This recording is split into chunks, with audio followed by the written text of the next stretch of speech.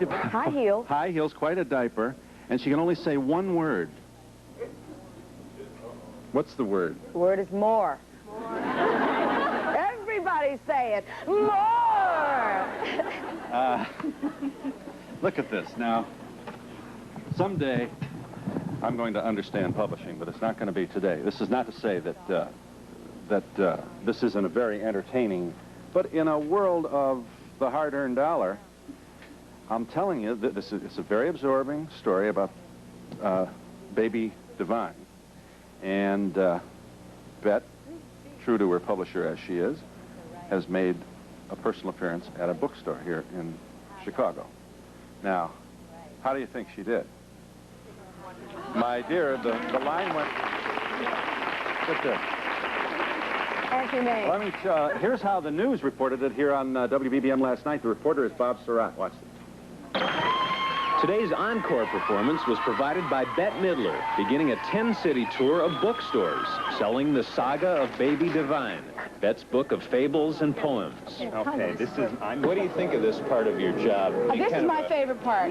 I like this part. I get to meet them, you know, and they like what it is that I put out, what I produce, you know, and it's really great. I think, you know, because you actually get to see them up close, and they always tell you stuff about their lives. It's really interesting. Guess who she's competing with in the books market yesterday? Irma Bombeck and Luciano Pavarotti. How's that for? Hi, are you there? Hello. Hi. Good morning, Phil. I wanted to ask Bette. I remember the first time I ever went braless and wore a T-shirt. My father chased me for 2 blocks and called me everything that he could possibly think of. Have your parents ever seen you perform, and what do they think? I mean, I can't imagine my father watching me do something like that. I never went braless in my shows. Well, I always wear a bra. I've been wearing a bra since I was 11 years old. The things you do, I know all about bras. Bras are my field of expertise. But, I mean, the things that you do, you know.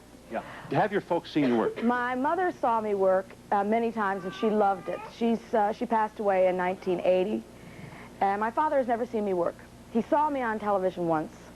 But he doesn't care for it. He's very conservative, kind of ultra-right-wing Republican. He's the only Jewish Republican in the world. He has a plaque that says so. And he doesn't approve of bad language, and he doesn't approve of people being flamboyant and overblown, of pushing themselves forward, even though they make so much money when they do it. Yes, sir. Bette, what type of man do you find attractive? Well, I like them to be, first I like them to be funny. That's really the first thing. I like them to be funny. If they're funny, you know you're always going to be entertained. You know you're not going to be bored. The one thing I loathe in life is being bored. I can't be bored for a second. I just go mad. And so it's good to have a companion who's really amusing and loves to have a good time. Bette, who creates your stage personas? Moi. I do. You don't have, nobody's back there. I know I do have friends who write. We do write together, but the ideas for the characters like Dolores Delago, the mermaid, or the bag lady, or Vicky Eady, all those ideas come from me. I'm glad you called. Bette Midler's on the line. Hi.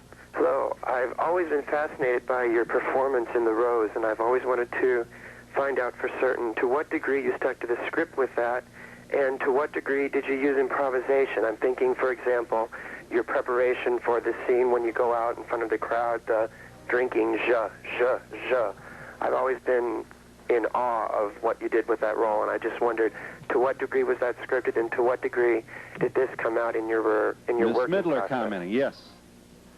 We should remind our friends that Bette Midler received an Oscar nomination for that performance.